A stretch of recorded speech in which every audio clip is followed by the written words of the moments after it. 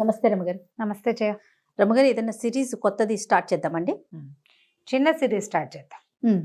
చిన్న కథే అంటే పెద్ద సీరియల్ ఏం కాదు, ఒక 4 భాగాలు 3-4 భాగాలలో అవుతుంది. ఓకే, బాగుంటుంది కథ. నండూరి రామ్మోహన్ రావు గారి శైలి కొంచెం డిఫరెంట్గా ఎలా ఉంటుందంటే చిల్డ్రన్ ఫ్రెండ్లీ అన్నమాట.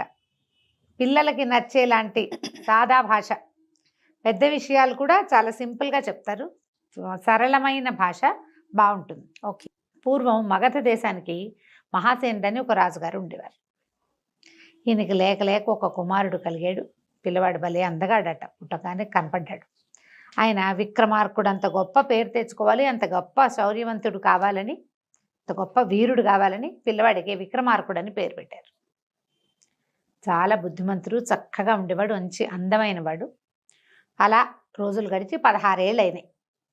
పిల్లవాడికి 16 ఏళ్ళు వచ్చాయి. ఈ అబ్బాయి ఈడుకు మించిన పొడుగు ఉండేవాట, చాలా బాగుండేవాడు, ఆజానుబాహువు. ఏది మొదలుపెట్టినా వచ్చేసేది, ఏదైనా నేర్చేసుకునేవాడు. యుద్ధ విద్యల్లో కూడా ఆరితేరాడు. ఒకసారి అతను ఒక చోటకి ఎక్కడికో వెళ్ళి తిరిగి వస్తూ ఒక పురాతన బావి దగ్గర మంచినీళ్ళు తాగటానికి ఆగాడట. ఆ బావిలో అతనికి ఏదో తళతళలాడుతూ కనపడింది. ఎప్పటిదో బావి, చాలా పాతది. చూశాడు, ప్రయత్నం చేసి వాళ్ళ నాన్నకి చెప్పాడు. ఈ అబ్బాయి ఎలా కనపడేవాడంటే ఏ పురాణ పాత్ర దిగొచ్చేసినట్టు, మహాభారత పుటల్లోంచి పురాణ పాత్ర ఒకటి బయటకు వచ్చినట్టుగా ఒక పురాణ పురుషుడిలాగా కనపడేవాడు. ఆజానుబాహువు, మహాశౌర్యవంతుల లక్షణాలు కనపడేవి. హుందాగా మాట్లాడేవాడు, గంభీరమైన కంఠము, ఎంత బాగుండేవాడు. పిల్లలు ఏదైనా చెప్తే పెద్దవాళ్ళు కొట్టిపారేస్తారు. ఈ పిల్లాడిలో ఉన్న ఈ మహాపురుష లక్షణాలు ఉన్నాయి. దానివల్ల తండ్రి ఏమన్నాడంటే, అబ్బాయి ఏదో చెప్తున్నాడు చూద్దామని కొంతమంది జ్యోతిష్కులు వాళ్ళు వీళ్ళు అందరూ కలిసి, ఆయన మంత్రివర్గము అంతా కలిసి వచ్చి ఆ నూతిలోకి చూశారు. అయితే చూడగా ఒక ఆయన ఏం చెప్పారంటే, ఇది చాలా పురాతనమైన విల్లు. ఇది బృహద్రథుడని ఒక గొప్ప రాజుగారు ఉండేవాడు, ఆయన చేయించిన విల్లు, ఇది ఆయనది. ఇది ఇక్కడ కనపడ్డం మన అదృష్టం, అబ్బాయికి మంచి యోగం ఉంది, అందుకే కనపడింది అని చెప్పి ఆ విల్లుని తీద్దామనుకున్నారు. నూతిలోంచి విల్లుని తీయాలంటే ఏం చేయాలి, బంగారపు విల్లట అది. ఇక నీళ్లు తోడారు, ఎంత తోడారో, తోడగా చివరికి నీళ్ళన్నీ అయిపోయి, పూడికి తీసేటప్పుడు బావిలో నీళ్ళు అట్లాగే తోడతారు. బావుల్లో పెద్ద విపరీతంగా జలాలు ఊరవు, స్లోగా ఊరుతాయి. పై నీళ్ళన్నీ తీసేశారు. విల్లు కనపడుతోంది. 4-5 దిగారు, అది ఎత్తలేకపోయారు దాన్ని. అయితే ఈ అబ్బాయి ఏం చేశాడట, మన విక్రమార్కుడు తనే దిగాడు. దిగితే అవలీలగా ఎత్తేసేట దాన్ని. ఎంత బాగా ఎత్తాడో, ఆశ్చర్యపోయారు. పెద్ద ధనుస్సు అది, ఆ బావి కూడా చాలా పెద్దది, బరువైన ధనుసు. 4 మనుషులు ఎత్తలేని దాన్ని ఒక్కడే కుర్రాడు, 16-18 సంవత్సరాల వాడు, చిన్నపిల్లాడు, లెక్క ప్రకారం చిన్నపిల్లాడు కదా, అంతేగా. కానీ అతను బయటికి తీసుకొచ్చాడు. తర్వాత నా వెల్లుకి శాస్త్రోక్తంగా విధి విధాయకంగా పూజ చేసి దాని మీద ధనుర్విద్య నేర్చుకోవటం మొదలుపెట్టాడు. దాంతో ఎట్లాంటి విద్య పట్టుబడిందంటే అతనికి 2 చేతులతోటి చేసేవాడు, బాణాలు వేసేవాడు, సవ్యసాచిలాగా. పురాణ పురుష లక్షణాలు ఉన్నాయని చెప్పామా, ఆ చెప్పిన వాటికి ప్రూఫ్గా కనపడేవాడు అతను. చాలా బాగా అస్త్ర విద్య నేర్చుకున్నాడు. అసలు ఆ కోదండం అనమాట, అది మామూలుగా విల్లు అంటే చిన్నదిగా ఉంటుంది, ఇది మనిషిని మించిన పొడుగుంటుంది. ఆ దాంతో అతనికి రాని విద్య లేదు, రాని ఆలోచన లేదు. దాంతో ఎన్ని రకాలైనా చేయగలడు అతను. ఆకాశంలో గిరికీలు కొట్టే పక్షులను కూడా కొట్టగలిగేవాడు. ఓ చోట ఉన్నది కాదు, ఓ చోట ఎగురుతున్నది కాదు, గిరికీలు కొట్టవాడు, తిరుగుతూ ఉంటుంది, దాన్ని కూడా కొట్టేవాడు అనమాట. సవ్యసాచిగా ఉండేవాడు. సరే, పిల్లవాడు పెద్దవాడు అయ్యాడు. రాజుగారు ఏమనుకున్నారు, అబ్బాయికి పెళ్లి చేద్దాం అనుకున్నారు. ఇతను లోకంలో ఎక్కడా లేని విలు విద్య, అలాగే ఎక్కడా లేని ఒక అమ్మాయి కావాలనుకున్నాడు. అపురూపమైన సౌందర్యవతి, అతనికి ఒక ఊహ ఉండేది. ఆ ఊహల్లో ఉన్న అమ్మాయి కావాలి. ఏవో ఫోటోలు పటాలు తెప్పించేవాళ్ళు, ఏమీ లేదు, ఎక్కేది కాదు అతనికి, లేదనేవాడు. అపురూపమైన అమ్మాయిని చేసుకోవాలి కోరిక, అతని ఉద్దేశం అది. మరి ఆ ఉద్దేశం ప్రకారం చేయాలంటే కుదరద్దు. మరి దేశ విదేశాల నుంచి ఫోటోలు వచ్చేవి, ఏమింది పటాలు వచ్చేవి. ఇప్పుడు ఫోటో అంటున్నప్పుడు పటం కదా, వచ్చినా అతను రిజెక్ట్ చేసేవాడు. అయితే ఏమైంది, మన వీళ్ళకి ఒక మంత్రి ఉన్నాడు, ఆయన పేరు అక్రముడు. ఆ అక్రముడు ఏమన్నాడంటే, మహారాజు మీ అమ్మాయి మన యువరాజు చెప్పేటువంటి అత్యద్భుత సౌందర్యవంతుల లక్షణాలని మా అమ్మాయికి ఉన్నాయి. మా ఇంట్లోనే పుట్టింది ఆ పిల్ల. మా అమ్మాయి మహాద్భుత సౌందర్యవతి, సంగీతానికి సరస్వతి, మామూలు కాదు. మా అమ్మాయి ఎంత అద్భుతమైన అమ్మాయి మా అమ్మాయే ఇంకా అన్నాడు. అని మా అమ్మాయిని చేసుకుందాం యువరాజుకి, చేసుకోండి అని అడిగాడు. అడిగితే రాజు అన్నాడు, అదేమిటి అతను చెప్తున్నాడు ఇట్లాంటి మహాద్భుత సౌందర్యవతి, అవి అద్భుతమైన లక్షణాలు ఉన్న అమ్మాయి కావాలని, ఓ పని చేయండి, మీ పిల్లని మా అన్నవాడికి చూపించండి. ఆయన ఒప్పుకుంటే నాకేం అభ్యంతరం లేదు. మాకల్లా ఏమిటి, ఇంత అపురూపమైన పిల్లవాడికి వాడంతా అనుకున్నటువంటి అనురూపమైన సౌందర్యవతి కావాలి అంతే అనేసరికల్లా సరే ఒకరోజు అమ్మాయిని పిలిచారు, చూపించేసరికల్లా పిల్లాడు పెద్ద విరిచాడు. ఏమిటని అడిగాడు రాజు. ఆ అమ్మాయి పేరు కృష్ణవేణి, పేరుకు తగ్గట్టుగా ఇంత బారెడు జడుంది, నల్లటి జుట్టు, అది తప్ప ఇంకా సౌందర్యం అనేది ఏం లేదు, మామూలుగా ఉంది, బాగానే ఉంది, కానీ నేను అనుకున్న సౌందర్యం ఈ అమ్మాయి కాదన్నాడు. అక్రముడికి ఒళ్ళు మండిపోయింది. మీ పిల్ల అంత అందగతి కాదు అంటే ఒళ్ళు మండదు. ఆయనకి ఒళ్ళు మండిపోయింది. అదేంటి మహారాజా, మా అమ్మాయికి ఏం తక్కువ యువరాజా అన్నాడు. తక్కువ ఎక్కువ కాదు, నేను అనుకున్న సౌందర్యం కాదు అంటే ఈయన ఏమన్నాడు, మీరు అనుకున్న సౌందర్యవతులు కావాలంటే ఏ దేవలోకంలోనో ఎక్కడో ఉంటారన్నాడు. దేవలోకం వెళ్ళి తెచ్చుకుంటానన్నాడు ఈ అబ్బాయి. ఫిక్స్ అయ్యాడు దానికి. అంతే, నేను వెతికి తెచ్చుకుంటా, నాకు కావాల్సిన అమ్మాయి ఏ లోకంలో ఉన్నా సరే నేనే ప్రయత్నం చేసి నా దారిని నేను వెళ్ళి నేను వెతికి తెచ్చుకుంటా అనేసరికి ఇంకేమంటారు.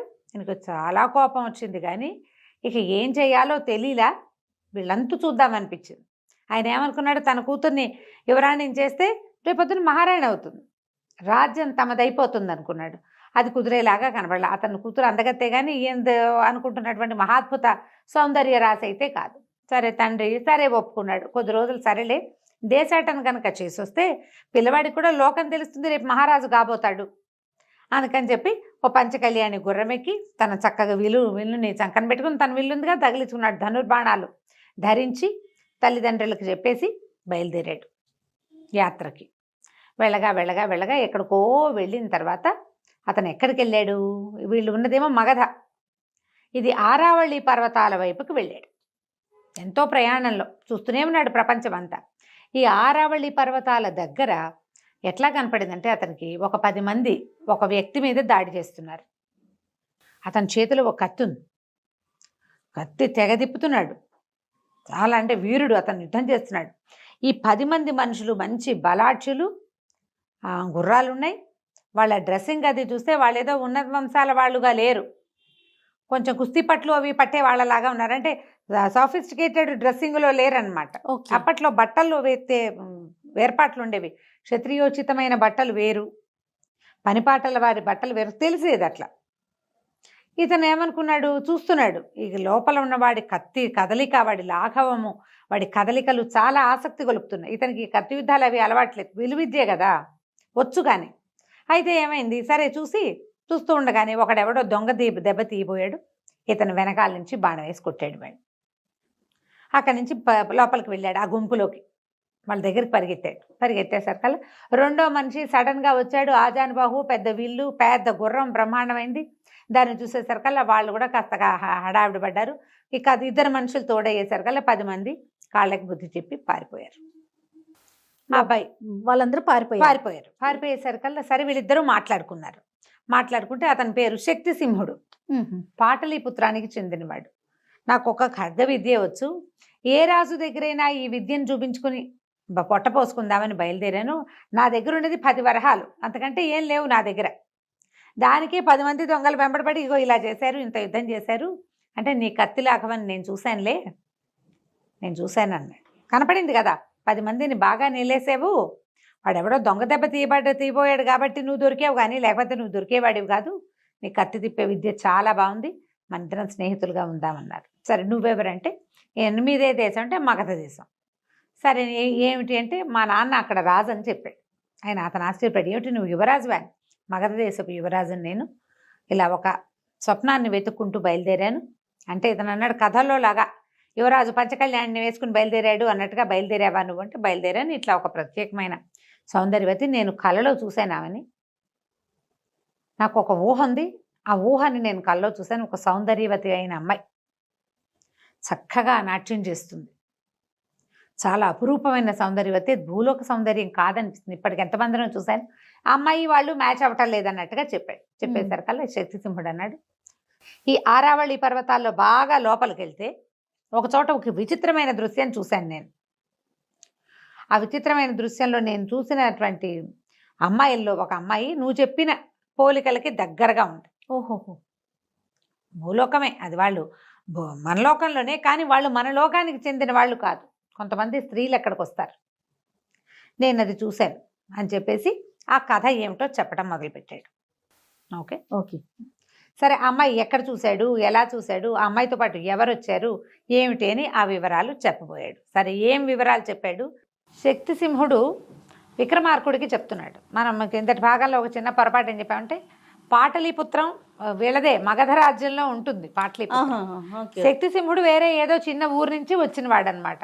పాటలీపుత్రం ఎక్కడ, ఆరావళి పర్వతాలు ఎక్కడ, ఇంత దూరం వచ్చావు నువ్వు వెతుకుంటూ, అయితే నీకు సరిపడే అమ్మాయి, నువ్వు చెప్తున్న అమ్మాయిని నేను చూశాను అన్నాడు. ఏమట, ఇక్కడికి 10 ఆమడల దూరంలో లోపల, అడవి లోపల ఒక పెద్ద సరస్సు ఉంది. ఒకనాడు నేను ఆ సరస్సు ఒడ్డున అక్కడ ప్రయాణిస్తూ అక్కడ ఆగాను. అయితే నాకు దూరంగా ఇంద్రధనుసు వస్తున్నట్టు కనపడింది.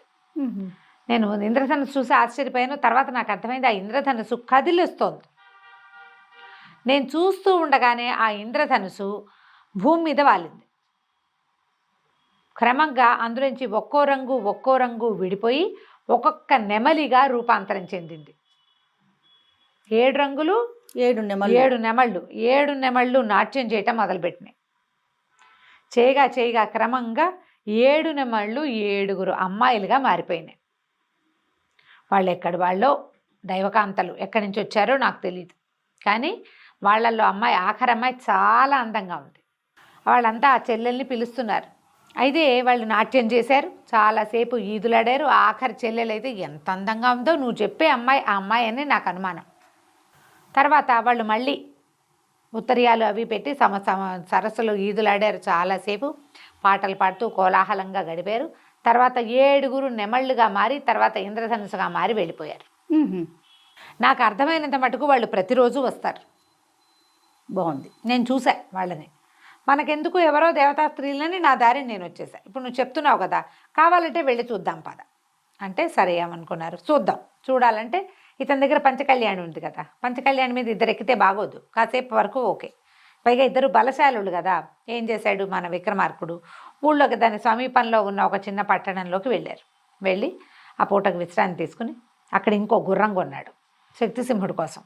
చేరో గుర్రం, తన గుర్రం తను, శక్తిసింహుడి కోసం కొన్న గుర్రాన్ని అతను ఎక్కి ఆ ఆరావళి పర్వతాల లోపలి భాగాల్లో ఉన్న ఆ పెద్ద సరస్సు అక్కడికి వెళ్ళారు. గుర్రాలని వేరే చోట కట్టేశారు. వీళ్ళిద్దరూ ఆ సరస్సు దగ్గరున్న పొదల్లో దాక్కుని కూర్చుని ఉన్నారు. సమయం గడిచింది రాలా. నువ్వు నిజమే చెప్పావా, ఇది జరుగుతుందా అని ఆశ్చర్యంగానే ఉంది. జరగకపోతుంటే సరికల్లా జరిగిందో లేదో అన్న అనుమానం వస్తుంది కదా. చూద్దాం అంటుండగానే మధ్యాహ్నం ఎండెక్కేసరికల్లా దూరంగా ఇంద్రధనుసు కనపడింది. అదుగో వస్తోందన్నాడు. ఇద్దరు నిశ్శబ్దంగా కూర్చున్నారు. ఇంద్రధనుసు భూమి మీదకి వాలింది. ఒక్కో రంగు విడిపోయింది, ఒక్కొక్క నెమలిగా మారింది. నెమళ్ళు నాట్యం చేయటం మొదలుపెట్టాయి. ఎంత అత్యద్భుత నాట్యమో అది. అక్కడి నుంచి ఒక్కొక్కళ్ళు ఒక్కొక్క స్త్రీగా మారిపోయారు. అక్కడి నుంచి ఏవేవో కబుర్లు చెప్పుకున్నాక సరే పాట పాడు కిరణ్మయి, కిందటిసారి తప్పించుకున్నావు అని ఆఖరి అమ్మాయిని పాట పాడమన్నారు. అందరిలోకి చిన్నపిల్లగా ఉన్న అమ్మాయి ఇతను మన విక్రమార్కుడు కల్లో చూసిన అమ్మాయి. ఓహో, ఎంత అందంగా, అందరూ బాగున్నారు. ఈ ఒక పిల్ల ఇంకా అందంగా ఉంది. అక్కడి నుంచి పాట పాడమన్నారు. ఈ మౌన కూడా తప్పించుకున్నావు, పాట పాడాల్సిందే, నిన్న నువ్వు పాడలేదు అన్నారు. అంటే అప్పుడు వీళ్ళంతా వాళ్ళలో ఒక అక్క ఏమందంటే, నీ స్వప్నసుందరుడు ఎవరో ఉన్నాడు కదా, అతని మీద పాడవే అని అడిగింది. ఏమిటి పాటలు కూడా పాడుతుందా అని ఇంకొకళ్ళు అడిగారు. ఏముంది, అతని మీద కవిత్వం కట్టి పాడుకుంటుంది, మొహమైనా చూపించట కనపడుతూ ఉంటాడు, ఎన్నాళ్ళుగానో కవిత్వం రాసుకుంటుంది, అదే పాట పాడుతుందని ఓ పాట పాడిచ్చారు. పాడితే ఎవరో స్వప్నసుందరుడు ఆ పిల్లకి రోజు కల్లో కనపడతాడు. అతని ముఖం ఈ అమ్మాయి చూడలా, చూచాయిగా తెలుసు అతను, కానీ తెలియదు. ఆ అమ్మాయి పాట పాడింది. సిగ్గుపడుతూ మహానందంలో మునిగిపోయాడు విక్రమార్కుడు. మన శక్తిసింహుడు అన్నాడు, నువ్వేనేమోనయ్యా, నీ గురించే పాడుతోందో ఏమిటో అమ్మాయి, నీకు ఆవిడ కల్లో కనపడింది, ఆవిడనే పెళ్లి చేసుకోవాలని ఉంది. ఆవిడ కూడా నువ్వు కల్లో కనపడతావు. దైవం విధించిన సంవిధానం ఇది. మరి వీళ్ళని ఎట్లా పట్టుకోవటం? వీళ్ళు దేవతా స్త్రీలు, ఇక్కడ వాళ్ళే లేరు. ఏ గ్రహాంతర వాసులు, ఎక్కడి నుంచి వచ్చారు, ఏదో దేవలోకం నుంచి వచ్చారో తెలియదు కదా. అంటే ఏమన్నాడు, అలా కాదు, వాళ్ళు ఇప్పుడు స్నానానికి వెళ్తారు, ఉత్తరీయాలు తీసి అక్కడ పెడతారు. ఆ ఉత్తరీయాల వల్లే వాళ్ళు నెమళ్ళుగా మారతారు. నేను చూశాను కిందటిసారే, ఇప్పుడు కూడా మనకు అర్థం అవుతుంది. ఉత్తరీయం ఇక్కడ పెడతారు కదా, ఆ అమ్మాయి ఉత్తరీయం తీసి దాచేయన్నాడు. సరే వీళ్ళు ఏం చేశారు, 7 ఉత్తరీయాలు పైన వేసుకునే ఓణి లాంటిది ఎత్తి అక్కడ చెట్ల మీద వేశారు. ఆ అమ్మాయిది లేత గులాబీ రంగు, ఏదో మంచి రంగు. వీళ్ళంతా నీళ్ళల్లోకి వెళ్ళారు. ఇతను ఏం చేశాడు, తన ధనుసు కొసతోటి ఆ ఉత్తరీయాన్ని లోపలి లాక్కున్నాడు, పొదలోకి చేత్తో పుచ్చుకుని కూర్చుని ఉన్నాడు. స్నానాలు అయిపోయినాయి, బయటకు వచ్చారు. సరే అక్కడి నుంచి ఉత్తరీయాలు తీసుకోబోతే ఈ 6 దొరికినాయి, 7వ అమ్మాయికి దొరకల. నా ఉత్తరీయం ఏది, పిల్ల వెతుక్కుంటూ ఉండేసరికల్లా మిగిలిన వాళ్ళు అన్నారు, నువ్వు గాలికి ఏమైనా ఎగిరిపోయిందేమో, నువ్వు కంగారు పడకు, మేము ఇంతమంది నెమళ్ళుగా మారతాము 6, నిన్ను మా రెక్కల మీద ఎత్తుకుని తీసుకుపోతాము, నువ్వు భయపడాల్సిన పని ఏం లేదు, మేము ఉన్నాం కదా అన్నారు. అనేసరికి ఇతను భయం వేసింది. ఉత్తరీయం లేకపోతే అమ్మాయి ఇక్కడే ఉండిపోతుంది అనుకున్నాడు. ఇప్పుడు కనుక వాళ్ళ అక్కయ్యలే దాని గాల్లో నుంచి లేపుకుని తీసుకెళ్ళిపోతే అక్కడి నుంచి తటాలన బయటకు వచ్చేసరికి అలా కంగారు పడి ఈ 6 అమ్మాయిలు మాయమైపోయారు. ఉత్తరీయం లేని కిరణ్మయి మాయం అవ్వలేక ఉండిపోయింది. ఏడుస్తూ నుంచుంది వికమొహం వేసి. నా ఉత్తరీయం ఎందుకు ముట్టుకున్నావు, నువ్వెవరివి ఏమిటి అంది. కానీ అమ్మాయికి వీని ఎక్కడో చూసావనిపించడం మొదలెట్టింది. పురాణ పురుషుడిలా ఉంటాడని చెప్పుకున్నాం కదా. అక్కడి నుంచి ఇతను ఏం చెప్పాడంటే, మాది మగధ దేశం, పాటలీపుత్రం మా ఊరు, నేను మహాసేన మహారాజు కుమారుణ్ణి, నా పేరు విక్రమార్కుడు. నాకు ఒక రోజుకు ఒక కళ వచ్చింది. ఆ తర్వాత ఎన్నిసార్లు ఆ కళ వచ్చింది, ఆ కళలో నిన్ను చూశాను, నిన్నే వివాహం చేసుకోవాలనుకున్నా, అందుకోసం నీ కోసం వెతుక్కుంటూ వచ్చాను. ఇవాళకి ఇప్పటికి నువ్వు కనిపించావు. 6 నెలల పైనుంచి నేను వెతుకుతున్నాను, ఇప్పుడు నువ్వు నాకు కనిపించావు, నన్ను వివాహం చేసుకుంటావా అని అడగబోతున్నాను అన్నాడు. అనేసరికల్లా ఈ అమ్మాయి సిగ్గుపడింది. కానీ మొదట కాస్త ముందు వెనక ఆడి మెల్లిగా చెప్పింది, నాకు కూడా ఒక స్వప్న సుందరుడు ఉన్నాడు, అతను ఇంచుమించుగా నీలాగానే ఉంటాడు, నేను ఎప్పుడూ అతని ముఖం చూడలేదు, మా అక్కయ్యలకి తెలుసు. అనేసరికల్లా సరే ఇతను అన్నాడు. ఉంగరం చేతికి తొడగబోయాడు. ఇదేమిటి అని అడిగింది. వివాహం మేము ఇట్లా వివాహం చేసుకుంటామంటే, మరి మా నాన్నకి చెప్పద్దా అంటే, మీ నాన్నకి చెప్పవలసిన పనే ఉంది, చెప్పక్కర్లేదు, గాంధర్వ వీధిని వివాహం చేసుకుందాం, మీరెవరు ఏమిటి అని అడిగాడు. ఆ అమ్మాయి, మేము యక్షకాంతని, నేను యక్షులు వీళ్ళు. ఇది ఎవరు, మన యారావళి పర్వతాలు, మానసరోవరాలు ఇవన్నీ దాటిన తర్వాత క్రౌంచ పర్వతం అని ఉంది. దాని తర్వాత యక్షులది అలకాపురి. కుమారస్వామి మా యొక్క ఇలవేల్పు అయినటువంటి కుమారస్వామి దగ్గరికి మేము ఎప్పుడు దర్శనానికి వెళ్తాం. ఆయన దగ్గరుండే నెమలే మాకు ఈ నాట్యాన్ని నేర్పింది. ఆయన వాహనం కదా నెమలి. తర్వాత తనిచ్చినవే ఈ ఉత్తరీయాలే మాకు పింఛాలుగా మారతాయి అని చెప్పి, సరే వివాహం చేసుకుంటావా నన్ను అని అడిగాడు. ఈ అమ్మాయి కాస్త అటు ఇటుగా ఆలోచిస్తుంటే, వాళ్ళ అక్కయ్యలు ఈ పిల్ల ఏమైందో, వాడెవడో వచ్చాడని మళ్ళీ వెనక్కి వచ్చేసరికి ఆ పిల్ల వాళ్ళ అక్కయ్యలకు చెప్పింది, ఈ అబ్బాయే ఇతనే నా కల్లోకి వచ్చేవాడు, ఇలా రాజకుమారుడు అని చెప్పి, నేను ఇతను వివాహం చేసుకుంటాను, తనతో వెళ్ళిపోతాను, తండ్రి గారితో చెప్పండి, సెలవు. వాళ్ళు బాధపడ్డారు, చెల్లెలు తమతో రావట్లేదని. కానీ ఆమెకి కల్లో కనపడిన యువకుడినే మానవుడైనప్పటికీ అతన్ని అమ్మాయి పెళ్లి చేసుకోవటం, అతన్నే దైవంగా భావించటము, మొదలైన భావాలు వాళ్ళకి నచ్చినాయి. నిజానికి యక్షులు అట్లా ఒకళ్ళతోటే ఉండాలన్న సిద్ధాంతం ఉన్నవాళ్ళు కాదు, ఉండొచ్చు ఉండకపోవచ్చు. సరే యక్ష వివాహం అనుకుని ఉంగరం అమ్మాయి వేలికి పెట్టాడు. వీళ్ళు ఈ లోపల ఏమైంది, వాళ్ళు వెళ్ళిపోయేసరికి శక్తి సింహుడు బయటకు వచ్చాడు, తథాస్తు అనుకుంటూ వివాహానికి. భయపడింది అతను చూసి, నువ్వు భయపడద్దమ్మా, నీ భర్తకి స్నేహితుడిని. ఈ మధ్యలో అయితే ఇతను ఏమన్నాడు, మన విక్రమార్కుడు, నువ్వు కూడా ఉత్తరీయం తీసి అట్టి పెట్టుకుంటే నీకు కూడా ఒక దేవకాంత వస్తుందంటే, నాకు అసలు పెళ్లి మీదే ఆసక్తి లేదన్నాడు శక్తిసింహుడు. పెళ్లి చేసుకునే ఉద్దేశం లేదు, కత్తి యుద్ధం మీదే ఆసక్తి ఉంది నాకు అన్నాడు. సరే పద వెళ్ళిపోదామని చెప్పేసి వెనక్కి బయలుదేరి తీసుకొచ్చాడు. ఇతను ఏ కన్యని కల్లో చూశాడో ఆమెని కొంతకాలం తిరిగి ఆమెని ఆ మహాద్భుత సౌందర్యవతిని సాధించుకొచ్చాడు. ప్రజలంతా ఆశ్చర్యపోయారు కిరణ్మయి సౌందర్యం చూసి. తండ్రి ఆశ్చర్యపోయాడు. అక్రముడికి మాత్రమే ఒళ్ళు మండిపోయింది. చెప్పటం ఏమిటి, సాధించుకురావటం ఏమిటి, పిచ్చి కుళ్ళొచ్చేసింది. ఎలాగైనా సరే వీళ్ళు అంతు చూడాలనుకున్నాడు. అయితే రాజుగారు వివాహం తలపెట్టాడు.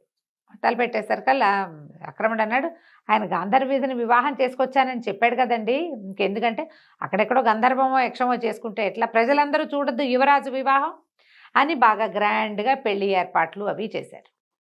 ఈ పెళ్లి ఏర్పాట్లలో ఈ అక్రముడు ఏం చేశాడు, వీళ్ళకి అవతలున్న కళింగ రాజుతోటి మాట్లాడి మేము పెళ్లి హడావిడిలో ఉంటాము, మేము ఎట్లాగూ నువ్వు రాజ్యాన్ని ఆక్రమించు, మా వాళ్ళు యుద్ధంలో ఓడిపోతారు, మా రాజ్యాన్ని నీకు కట్టబెడతాను, మా పిల్లని నువ్వు పెళ్లి చేసుకో, ఇలాంటి ఒక వడంబడికతోటి ఆ కళింగ రాజుకి వీళ్ళ తాలూకు ఆనుపానులు అందించేశాడు.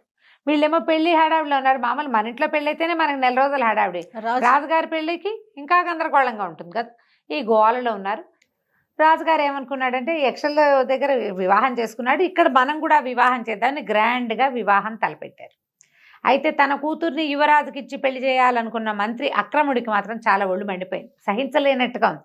నా కూతురు ఎక్కాల్సిన రాజ్యం, ఈయన ఓవర్ యాక్షన్ తోటి ఎక్కడి నుంచో వెళ్ళి ఎక్కడి నుంచో ఎవతనో తీసుకొచ్చేసాడు, ఎలాగైనా ఇది చెడగొట్టేయాలి, నా కూతురు అనుభవించిన రాజ్యం కూడా ఉండకూడదు అనుకున్నాడు. ఇలాంటి స్వార్థపరులు ఎప్పుడూ కనిపిస్తారు. అతను ఏం చేశాడంటే వీళ్ళ రాజ్యానికి కొంత దూరంలో అవతలగా ఉన్న కోసల రాజ్యాధిపతి అయిన కుటిలవర్మతోటి మాట్లాడాడు. ఈ కుటిలవర్మకి ఎప్పటి నుంచో ఈ మగధ మీదకి రావాలని ఉంది. ఈ మగధ ఏంటంటే మంచి సస్యశ్యామలమైన సుభిక్షమైన రాజ్యం, రాజు చాలా గట్టివాడు, పైగా ఈ రాకుమారుడు ఇలాగ సవ్యసాచి కదా, తనకు దొరికిన విల్లు, అతను వేయగలిగేటువంటి బాణాల ఆ ప్రజ్ఞ, అతని శౌర్యం వల్ల చుట్టుపక్కల ప్రాంతాల్లో అన్ని చోట్ల ఉన్న వీరులు శూరులు ఎంతమందో మగధ రాజ్యంలో చేరారు. సుభిక్షమైంది. దీని మీదకి అతను దండెత్తాలని అనుకుంటూ దానికోసమని వేల కొద్దీ సైన్యాన్ని ఏర్పరచుకుంటున్నాడు. సరైన సమయం కోసం చూస్తున్నాడు. అదే సమయంలో ఈ అక్రముడు ఏం చేశాడంటే అతనికి తనకు ఒక నమ్మిన బంటు ద్వారా వార్త పంపించాడు. విక్రమార్కుడు యక్షకన్యని తెచ్చాడు, వివాహపు ఏర్పాట్లలో ఉన్నారు, మరి మాగధులంతా కూడా వివాహపు గోల్లోనే ఉన్నారు, ఈ సమయంలో గనక మీరు దండెత్తితే రెడీగా ఉండరు, యుద్ధానికి సన్నద్ధం కావాలి కదా, రెడీగా ఉండరు, ఈ సమయంలో అయితే మీరు మగధని జయించగలుగుతారు అని మగధ రాజ్యపు ఆనుపానులు అప్పచెప్పేశాడు. కుటిలవర్మ మొదలు పెట్టేశాడు.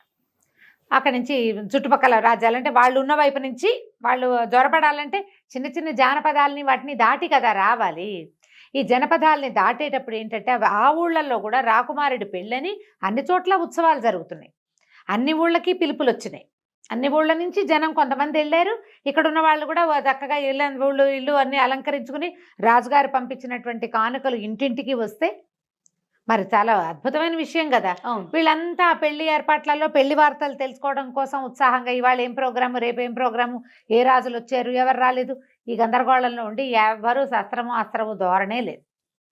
వాడు చొచ్చుకు రావటం మొదలుపెట్టాడు. సరిగ్గా మగధ మీదకి వచ్చేసాడని, కొన్ని జానపదాలని అతను పట్టేశాడని, తర్వాత ఏమో ఏమంటారు దాన్ని, ఊళ్ళోకి ప్రవేశించడానికి దగ్గరకు వచ్చేస్తున్నాడని వార్త ఎప్పుడు వచ్చింది, వివాహపు రోజే వచ్చింది. ఓహో, గొల్లు మనిపోయారు ప్రజలు. అందిన కాడికి ఆయుధాలు పట్టుకుని సైన్యం సమాయత్తం చేసుకున్నాడు. విక్రమార్కుడు పెళ్లి పీటల మీద నుంచే లేచి వెళ్ళిపోయాడు. వివాహం అవల, పెళ్లి ఇంకా జరగాలి. ఇకేం చేస్తాడు, తండ్రి చాలా బాధపడ్డాడు. అయ్యో నాయన, నేను వృద్ధుడైపోయాను, ఈ యుద్ధాన్ని నేను ఎదుర్కోలేను, పెళ్లి మండపం నుంచే నిన్ను లేవదీయవలసి వస్తుందని చాలా బాధపడ్డాడు. కానీ సైనికులు సైన్యము అందరూ కూడా తయారైపోయారు. వీళ్ళంతా మహాప్రతాపవంతులు, ఇతని గురించి తెలిసి వచ్చిన వాళ్ళే ఎక్కువ మంది ఉన్నారు. వీళ్ళు వెళ్ళిపోయారు యుద్ధానికి. సరే ఇలా అయిందని బాధపడుతున్నారు. కానీ కిరణ్మయ్య ఏమిది, వివాహం ఆగింది, మళ్ళీ వస్తాడు, పెళ్లి చేసుకుంటాడు అనుకుంటుంది. అమ్మాయి అంతఃపురంలో ఉండిపోయింది. ఒక వారం గడిచేసరికల్లా విక్రమార్కుడు పట్టుబడ్డాడన్న వార్త వచ్చింది. ఈ వార్త ఎవరు తెప్పించారు, అక్రముడే తెప్పించాడు. 4-5 రోజులు అయ్యేసరికి విక్రమార్కుడు కుటిలవర్మకి బందీగా దొరికేశాడని, కుటిలవర్మని ఓడించలేకపోయాడని, అతన్ని బందీగా చేశాడని వచ్చేసరికల్లా గగ్గోలెత్తిపోయారు ఊళ్ళో అంతా. అంతఃపురం అట్టుడికిపోయింది. రాజుగారు విక్రమహం పడిపోయాడు, నా కొడుకు అట్లా అందరూ సవ్యసాచి, పురాణ పురుష లక్షణాలు ఉన్నవాడు, చాలా శౌర్యశాలి, అతను ఇట్లా జరిగి ఉండదంటే ఈ అక్రముడు ఏమన్నాడు, ప్రభు మనం ఎలా అనుకుంటాము, నాకు ఒక మాట తోస్తుంది, చెప్తే మీరేమనుకుంటారు. ఇంతలో ఇంకొక వార్తాహరుడు వచ్చాడు. రాకుమారుడు బందీ అయిపోయాడు, కుటిలవర్మ ముందుకు వచ్చేస్తున్నారు. కోసల రాజ్యం సైన్యం మగధ మీదకి పాట్లిపుత్రం మీదకి వచ్చేస్తోందని రెండో వార్త వచ్చింది. రాజుగారు హతాశుడైపోయాడు, నమ్మేశాడు. ఈ అక్రముడు అన్నాడు, నేను ముందు నుంచి చెప్తూనే ఉన్నాను, అతి కోరికలు ఉండకూడదు, శుభ్రంగా మా అమ్మాయిని పెళ్లి చేసుకోమంటే వినలేదు. ఆ అమ్మాయిని ఎవరినో తెచ్చాడు, ఆమె యక్షినో కామినో భూతమో మనకు తెలీదు. ఆమె వచ్చేసరికి ఇలాంటిది వచ్చింది. లేకపోతే అపరిమిత పరాక్రమవంతుడైన యువరాజు పట్టుపడ్డం ఏమిటి? ఈవెన్ ఏదైనా చేసేస్తే కానీ మన కుమారుడు మనకు దక్కడు అనేసరికి రాజు కాదన్నాడు. కానీ మెల్లిగా అది నిజమే అనిపించడం మొదలుపెట్టింది. వార్తలేమో రోజుకొకటి వచ్చేస్తున్నాయి. రోజుకు 2, 3 కూడా పట్టుబడ్డారు, అదైపోయారు, ఆ ఊరు దాటేశారు, ఈ ఊరు దాటేశారు, రాజకుమారుని శిక్షేస్తారు, ఏం చేస్తారో తెలియదు. అవును. దాంతో ఈయన ఒక ఎక్సైట్మెంట్కి లోనైపోయాడు. ఏమంటే యాంగ్జైటీ వచ్చేసింది. ఈ అమ్మాయిని పంపేయాలి. ఏం చేయాలంటే వీళ్ళు ఏమన్నారు, కామిని విగ్రహాలని వాటిని ఏం చేయాలి, సజీవ దహనం చేయాలి. ఒక గ్రహాన్ని వదిలించుకోవాలంటే ఏం చేయాలి, అంతే, దహనమే. అక్కడి నుంచి కిరణ్మయ్యని పిలిచారు. నీ వల్ల రాజకుమారుడు పట్టుపడ్డాడు అనేసరికి అమ్మాయి కాదు అట్లా జరుగుండదు, అతను చాలా అరివీర భయంకరుడు, కొంచెం సమయం ఇవ్వండి, కాస్త నిదానం మీద తెలుస్తుంది అని అమ్మాయి చెప్పినా రాజు ఇంకా ఒప్పుకోలే. ఇప్పుడు తన కుమారుడు ఏమైపోతాడన్న దీంతో ఈ అమాయకపు పిల్లని ఇట్లా పాడు చేసేస్తున్నామని అనుకోలేదు ఆయన.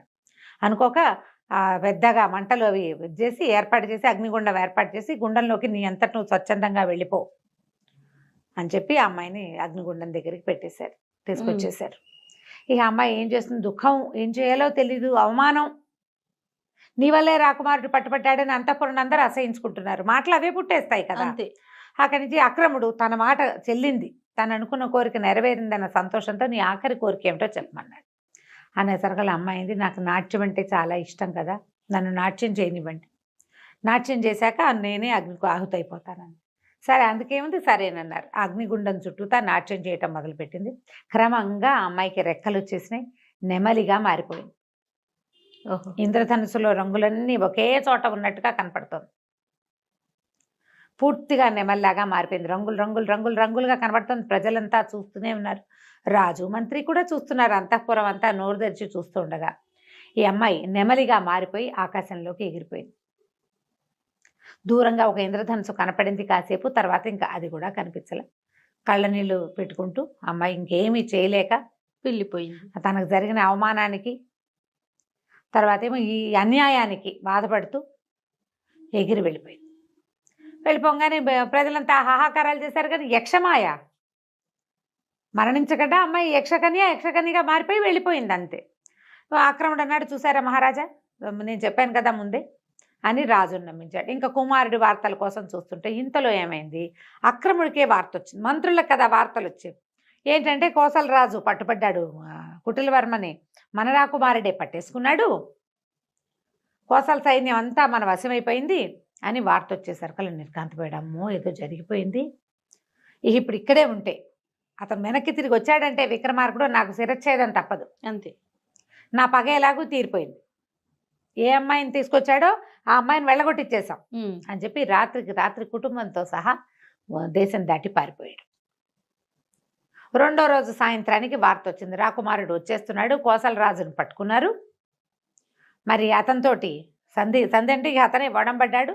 అతన్ని కేవలం రాజప్రతినిధిగా చేసి అతన్ని బతికించి ఉంచారు. రాజ్యం మందైపోయింది, బతికించి మాత్రం ఉంచారు, ఖైదు చేయకుండా వదిలిపెట్టారని, అతని రాజచిహ్నాలన్నీ తీసేసుకున్నారని వార్తలు వచ్చినాయి. రాజు ఏమనుకున్నాడంటే ఆ అమ్మాయిని తను అట్లా చేయటం వల్లే ఈ పిల్లాడు వెనక్కి వచ్చాడు అనుకున్నాడు. ఆయనకు అట్లా అర్థమైంది. కానీ క్రమంగా ఒక్కో రోజు గడుస్తుంటే వస్తున్న వార్తలు ఏంటంటే అసలు విక్రమార్కుడు ఏ దశలోనూ ఓడిపోలే, ఏ దశలోనూ ఓడల. అతను ప్రతి చోట కోసల రాజును అణుస్తూనే వెళ్ళాడు. కోసల రాజు దగ్గరికి అతని సైన్యాన్నంతా అణుచుకుంటూ వెళ్ళి చివరికి కుటిలవర్మని పట్టేసుకున్నాడు.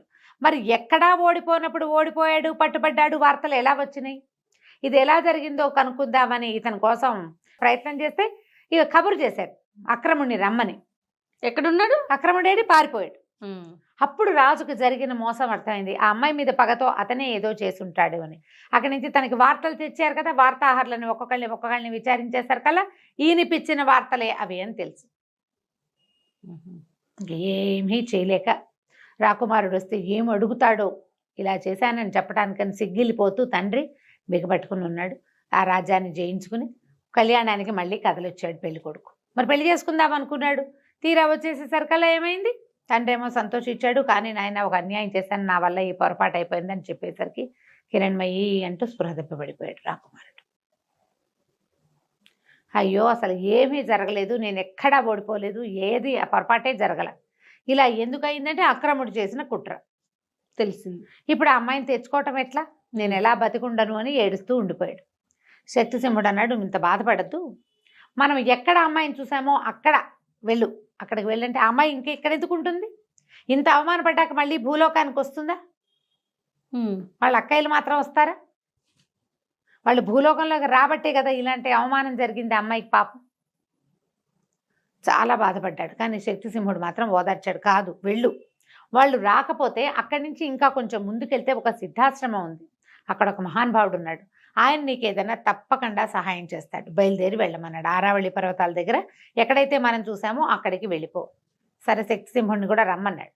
అతను ఒప్పుకోవాలి, వద్దు వద్దు, ఇప్పుడు కోసల రాజ్యం వాళ్ళని చేసాం, మనం అణిచేసాం అల్లర్లని, ఇప్పుడు నువ్వు నేను ఇద్దరు లేకపోతే వాళ్ళు మళ్ళీ వెనక్కి వస్తే నేను వచ్చి చేసేదేం లేదు, ఆ అలకాపురికో ఇంకో యక్షపర్వతానికో వెళ్ళవలసిన వాడేవి నువ్వు, నీ దారి నువ్వు వెళ్ళు, నేను ఈ రాజ్యానికి కాపలా ఉంటానని శక్తిసింహుడు ఉండిపోయాడు.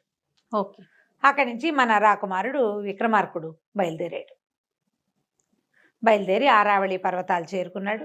ఎక్కడైతే తను మొదట వీళ్ళని చూశాడో ఇంద్రధనుసు రూపంలో అక్కడ 1-2 రోజులు కాపలా ఉన్నాడు. దొరకలేదు, రాలా ఎవ్వరు. సరే ఏం చేశాడు, అక్కడి నుంచి ఆ సిద్ధాశ్రమం వైపుకి వెళ్ళాడు గుర్రం వేసుకుని. వెళ్ళేసరికల్లా అక్కడ ఒక ఆయన సిద్ధుడు, చాలా మహాతపసంపన్నుడిలాగా ఒక ఆయన కనిపించాడు.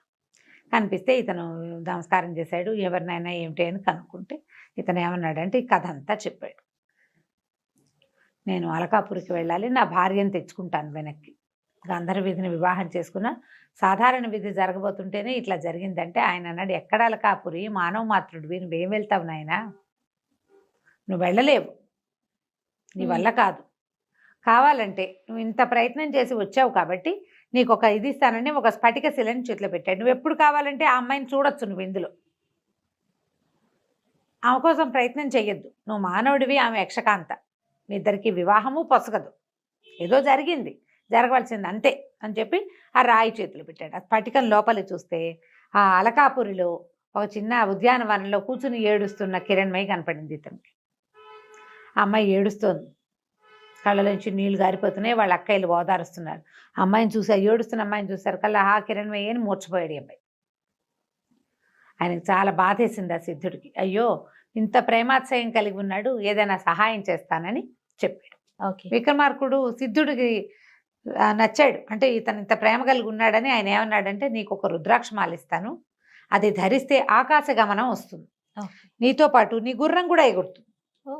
ఓకే, ఎగిరితే ఇక్కడి నుంచి నువ్వు హిమాలయాల మీదకి వెళ్తావు, హిమాలయాలు దాటాక నీకు క్రౌంచ పర్వతం కనపడుతుంది, క్రౌంచ పర్వతం దాటాక అక్కడ దాకా నీకేం భయం లేదు, క్రౌంచ పర్వతం దగ్గర భయం కలుగుతుంది. దాని తర్వాత కైలాస పర్వతం, దానికి ఎడం వైపు చర్యల మీద ఆ యక్షపర్వతము, దాంట్లో అలకాపురి ఉంటాయి.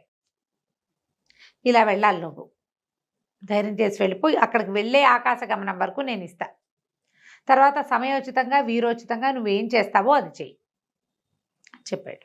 సరే ఆ రోజు రాత్రి అక్కడ పడుకుని పొద్దున్నే లేచి అక్కడ సరస్సులో స్నానం చేసి ఆయన ఇచ్చిన కందమూలాలు భక్షించి దండం పెట్టి ఆ రుద్రాక్ష మెళ్ళ వేసుకున్నాడు. రుద్రాక్షమాల గుర్రాన్ని ఎక్కాడు. గుర్రం ఒకేసారి గాల్లో లేచింది, ఆకాశ గమనం వచ్చేసింది కదా. అక్కడి నుంచి ఇతను ఈ మన ఆరావళి పర్వతాల దగ్గర నుంచి అలా వెళ్ళి క్రమంగా భారతదేశంలో ఇది మన ఏమంటారు, అది కురు పాండవ యుద్ధం జరిగిన అది కురుక్షేత్రము, అవి చూస్తూ ఒకటి దాటుకుంటూ హిమవన్నగం దాటి ముందుకెళ్తే, ఇప్పుడు అప్పటిదాకా ఏముంది, పైకి వెళ్తుంటే మామూలుగా పైకి వెళ్తే భయం వేయాలి, హిమోత్పర్వతము దాని ముందుండే ఇంకేదో పర్వతము ఇవన్నీ దాటినా భయం వేయాలి. క్రౌంచ పర్వతం దగ్గరికి వెళ్ళేసరికల్లా ఆయన సిద్ధుడు చెప్పినట్టే భయం వేసింది. 3 శిఖరాలు ఉన్నాయట. ఆ 3 సాధారణ కొండ శిఖరాల్లాగా లేవవి, సజీవంగా ఉన్నాయి, ఒకదాంతో ఒకటి కుమ్ములాడుకుంటున్నాయి శిఖరాలు. ఒకటి రెండో దాన్ని కుమ్ముతుంది, అది వంగిపోగానే మూడోది వచ్చి మొదటి దాన్ని కుమ్ముతుంది. ఇట్లా పైకి కిందకి పైకి కిందకి అయిపోతున్నాయి, ఒకటి గుద్దేసుకుంటున్నాయి. దేవతలు కూడా భయపడతారు వాటి మధ్యలోకి వెళ్ళటానికి. అవి ఎలా దాటాలో తెలియలే. ఏ క్షణాన్ని ఏది పైకి వచ్చేస్తుందో తెలీదు, ఏది కుంగిపోతుందో తెలీదు. మూడోది వచ్చేస్తుంది, ఈ రెండింటినీ చూసుకుంటే మూడోది వచ్చేస్తుంది. అప్పుడు వీరోచితమైన ఆలోచన ఒకటి చేశాడు. ఒకేసారి తన ధనుసుకి 3 బాణాలు సంధించి 3 బాణాలని 3 శిఖరాలకి తగిలేలాగా కొట్టాడు. దెబ్బకి కుంగంగానే గుర్రాన్ని నదిలించి దాటేశాడు. దాటేస్తే కైలాస పర్వతం దాటాడు. పరమేశ్వరుడికి పైనుంచే నమస్కారం చేసుకున్నాడు. యక్ష పర్వతం కనపడింది. అక్కడి నుంచి అలకాపురి ఎంత బాగుందో, అక్కడ ఎంత బంగారం ఉందో. ఇల్లు అది కుబేరుడిది కదా అలకాపురి అనేసరికల్లా ఆ నగరం మొత్తం అంతా బంగారుమయం, బంగారంతో చేసిన ఇళ్ళు, వాకిళ్ళు. అసలు ఎన్ని రకాల కట్టడాలు, ఎంత బంగారమో, ఎలా మెరిసిపోతోందో అది. చాలా చాలా చాలా బాగుంది. అక్కడి నుంచి ఒక సరోవరం ఉంది, పెద్ద పెద్ద సరోవరాలు, ఒక పెద్ద ఉద్యానవనం, చైత్ర రథం అట దాని పేరు. అందులో ఒక పెద్ద సరస్సు ఉంది. కిరణ్మయి మొదట కలిసినప్పుడు చెప్పింది, మీకు మానస సరోవరం ఉంది కదా, మీరు ఇక్కడికి ఎందుకు వస్తారు అంటే, మాకు కూడా చైత్ర రథంలో పెద్ద సరస్సు ఉంది, దాంట్లో బంగారు హంసలు తిరుగుతూ ఉంటాయి. హంసలకి నెమళ్ళకి వైరం. మేము నాట్యం చేస్తాం, ఈ నెమళ్ళుగా మారుతాం, వాటికి పడదు. అందుకని మేము అక్కడ కాకుండా భూలోకానికి వస్తున్నాం, మా నాట్యానికి అడ్డం లేకుండా ఉండటం కోసం అని చెప్తుంది. అది ఇప్పుడు చూస్తాడనమాట. బంగారు తామర పువ్వులు, ఈ హంసలు ఆ తామర తోళ్ళని కొరికి తింటున్నాయి. పువ్వులు ఇట్లా బంగారు రంగు పువ్వులు, కింద చక్కటి నీరు పీల్చడానికి తామర తూళ్ళు ఉంటే తామర తూళ్ళని తింటాయి. చాలా విశేషంగా ఉంది. అతను అక్కడే కూర్చున్నాడు. ఈ అమ్మాయిని ఎట్లా కలుసుకోవాలా అని. ఇంతలో కొంతమంది ఆడపిల్లలు నీళ్లు తీసుకెళ్ళటానికి కడవలతో, బంగారు కడవలు, ఇక అంతా బంగారమే, వచ్చారు. వచ్చేసరికల్లా వాళ్ళల్లో ఒక అమ్మాయి కొంచెం నిదానంగా నడుస్తుంటే, ఆ అమ్మాయిని మంచినీళ్ళు ఇవ్వవా అని అడిగాడు. అడిగేసరికల్లా అంత చెరువు ఉంటే నేను నీళ్ళు ఇవ్వాలా నీకు అని. అంటే చెరువులో నీళ్లు ఉన్నాయిలే, నీ అంత అందమైన అమ్మాయి చేత్తో నీళ్లు తాగితే బాగుంటుందని నీకు నీళ్ళు తాగటం, నీళ్ళు పోయమన్నాడు. కడవతో నీళ్లు పోస్తుంటే ఆ అమ్మాయి అప్పుడు పరిశీలించింది, ఇతను ఎంత సమున్నతాకారుడు, ఎంత తేజస్శాలి, ఎంత సౌందర్యవంతుడు, మీరెవరు, ఎక్కడి నుంచి వచ్చారు అని అడిగింది. వైకుంఠం నుంచి వచ్చిన ప్రద్యుమ్నులా, లేకపోతే స్వర్గం నుంచి వచ్చిన నలకూబర్లా, ఎవరు అని అడిగింది. అడిగేసరికల్లా అన్నాడు, నేను ఎవరిని కాదు, మానవ మాత్రుణ్ణి. ఇక్కడ ఏమిటి సందడి, ఏం జరుగుతోంది అంటే, మా ఇంట్లో మా రాజుగారి ఆఖరమ్మాయి పెళ్ళికి కావలసిన నీళ్లు తీసుకెళ్ళటానికి మేమంతా వచ్చామంత. రాజుగారి అమ్మాయి ఎవరు ఏమిటి అని అడిగే లోపల, ఆఖరమ్మాయి కిరణ్మయి, చంద్రుడి కిరణాలు రాసిపోసినట్టు ఉంటుంది, ఆ అమ్మాయి పెళ్ళని అనగానే తను నిర్ఘాంతపడి, కిరణ్మయికి పెళ్ళా అని ఆశ్చర్యపోయాడు. ఆమె ఎవరో మానవ మాత్రుడిని ప్రేమించిందని తండ్రి అసలు రానివ్వలేదు. నువ్వు బాగున్నావు, నువ్వు అందంగా ఉన్నావు, నీ పేరెంతో బాగుంది అనగానే ఇలా రహస్యాలు చెప్పేస్తారు ఆడపిల్లలు. చూడండి ఎన్ని మొత్తం చెప్పేసింది. మా రాజుగారికి 7 కూతుళ్ళు, 6 అమ్మాయిలకి పెళ్ళిళ్ళు అయిపోయినాయి, ఆఖరి అమ్మాయి పెళ్ళి, ఈ అమ్మాయి ఒక మానవుడిని ప్రేమించింది. అప్పుడు ఆ అమ్మాయికి స్ట్రైక్ అయింది. అయితే ఆ మానవుడివి నువ్వే కాబోలు, విక్రమార్కుడివి కాదు నువ్వు అని అడిగింది. అడిగేసరికల్లా అతను అవునన్నాడు. అవునంటే మా ఎంతో ఏడుస్తోంది. మరి వరుడు ఎవరన్నాడు. వరుడు మా రాజుగారి మంత్రికి కుమారుడు, చిత్రసేనుడో ఏదో అతని పేరు. చాలా బలవంతంగా ఒప్పించాడు. ఆ అమ్మాయికి ఆయన పెళ్లిని ఆయన ఒప్పుకోలేదు. గాంధర్వ వివాహాన్ని, మానవమాత్రుడిని ప్రేమించి అక్కడ ఉండిపోయిందని అసలు లోపలికే రానివ్వలేదు. పైగా ఆ అమ్మాయి నువ్వు లేని సమయంలో చాలా అవమానపడి వచ్చింది దుఃఖంతో. అక్కయ్యలు చాలా బతిమలాడితే మళ్ళీ వివాహం చేసుకుంటానని ఒప్పుకున్నాకే లోపలికి రానిచ్చాడు. వేరే దారి లేక ఒప్పుకుంది. కంటికి కడివేడు నీళ్లతోటి ఏడుస్తూ ఉంది. ఆ అమ్మాయి నేను కల్లో కనపడింది, అతను నేను వరించాను, ఆయన ఉండగా నాకే అవమానం జరగలేదు అని చెప్పినా కూడా తండ్రి ఒప్పుకోలేదు, నీతో పెళ్ళికి ఒప్పుకోడు అంటే ఇతను ఏమన్నాడు, సరే నేనేదో చేసుకోగలిగే ప్రయత్నం చేసుకుంటా అనే ఉంగరం తీసి చేతిలో పెట్టాడు. ఈ ఉంగరం ఇవ్వు అని. దాని మీద ధనుస్సు బొమ్మ ఉంటుంది, తండ్రి గుర్తు, అతని రాజముద్ర. ఇంతలో ఏమైంది, ఇక్కడ ఎవరో ముందెళ్ళిపోయారుగా ఆడపిల్లలు కొంతమంది, ఎవరో మానవుడు ఉన్నాడు సరస్సు దగ్గర చైత్రరథంలో అని కబురు వెళ్ళిపోయింది. సైనికులు వచ్చేసారు. ఎవడు మానవుడు ఏడని ఇతన్ని పట్టేసుకున్నారు. ఈ లోపల ఈ ఉంగరం చూసుకుంది ఆ పిల్ల. ఈ పిల్ల వెళ్ళి, అమ్మాయి వెళ్ళి, హరిణి వెళ్ళి ఉంగరాన్ని ఇచ్చింది కిరణ్మయికి ఉంగరం ఇచ్చేసరికల్లా ఆశ్చర్యపోయింది. ఎక్కడిదే ఈ ఉంగరం అంది. ఉంగరం ఎలా వస్తుందమ్మా, ఉంగరం పెట్టుకున్నవాడు వస్తేనే ఉంగరం వస్తుంది మరి అని అనేసరికి ఎక్కడున్నాడు ఏమిటి అంటే అని పరిగెత్తుకుంటూ వెళ్ళింది. నాన్న నా భర్త వచ్చేసాడు, నా వివాహం ఆపేసి నా భర్తకి నన్ను ఇచ్చి పంపించేసామంటే ఆయన ఒప్పుకోలు. మానవుడు వాడు ఎట్లా వస్తాడు, అంటే కాదు అతను చాలా పరాక్రమశాలి తేజశాలి అంటే ఒప్పుకోలేదు. కానీ వాడి సంగతి చూస్తాను, వాడిని చంపేస్తాను అన్నాడు. అయ్యమ్మ ఏడ్చుకుంటూ అక్కయ్యల దగ్గరికి పరిగెత్తింది. నా భర్త వచ్చేసాడు, నా కోసమే వచ్చాడు, ఇంత శ్రమపడి వచ్చాడు, నాన్నేమో పెళ్ళి అంటున్నాడు, చంపేస్తానంటున్నాడు, సహాయం చేయమని. అక్కయ్యల 6 పరిగెత్తుకొచ్చారు తండ్రి దగ్గరికి. అతను చాలా పరాక్రమవంతుడు, చాలా ప్రత్యేకమైన విల్లుంది, సవ్యచాచిలాగా బాణాలు వేస్తాడంటారు, మేము చూసాము అతన్ని, మనిషి చాలా బాగున్నాడు, కావాలంటే ఏదైనా పరీక్ష పెట్టు, నువ్వు ఒక పెళ్లి కొడుకుని చూసావు, అదొక పెళ్లి కొడుకుని చూసుకుంది, ఇద్దరికి పరీక్ష పెట్టండి, ఎవరు మంచివాళ్ళు ఎవరు ఉత్తములు అని తేలితే వాళ్ళకే ఏదైనా, ఎవడ పరాక్రమశాలి అయితే వాడికి ఇవ్వాలి అంతే అనేసరికి సరే ఒప్పుకున్నాడు. అక్కడి నుంచి సరే యక్షులంతా ప్రేక్షకులు అయ్యారు. వీళ్ళిద్దరికీ పరీక్షలు పెట్టారు. పరీక్ష పెట్టడానికి అతను ఏమనుకున్నాడు, ఆ చిత్రసేనుడో ఏమో వాడి పేరు, చిత్రరథుడు కాబోలు అవతలవాడు అంటే రెండో పెళ్లి కొడుకు. అతను ఏముంది, నేను యక్షుణ్ణి, వీడిని మానవుణ్ణి జయించడం సులువు కదా, చేస్తానన్నాడు. 3 పరీక్షలు పెడతామన్నారు. ఎవరు ఎక్కువ ఎత్తుకి బాణం వేయగలుగుతారో చూద్దామనుకున్నారు. ఈ అబ్బాయి దగ్గర ఉన్నదే ధనుస్సు, అతనికి ఉన్నదే విలువిద్య. సరే చిత్రరథుడు ఇతను ఇద్దరు కలిసి ఆకాశంలోకి బాణప్రయోగం చేశారు. చిత్రరథుడు వేసింది కొంత మటుకు వెళ్ళి పడిపోయింది, ఎత్తు కనపడుతోంది.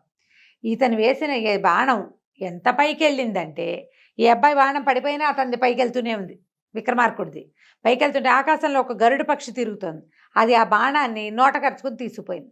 బాణం కింద కూడా రాల, పైకే వెళ్ళిపోయింది. జనం అంతా చప్పట్లు కొట్టారు, కానీ ఆయన ఒప్పుకోవాలి, అదేతో పక్షి పట్టుకెళ్ళిపోయింది కాబట్టి ఇది కుదరదు, ఇంకో 2 పరీక్షలు ఉన్నాయి చూద్దామన్నారు.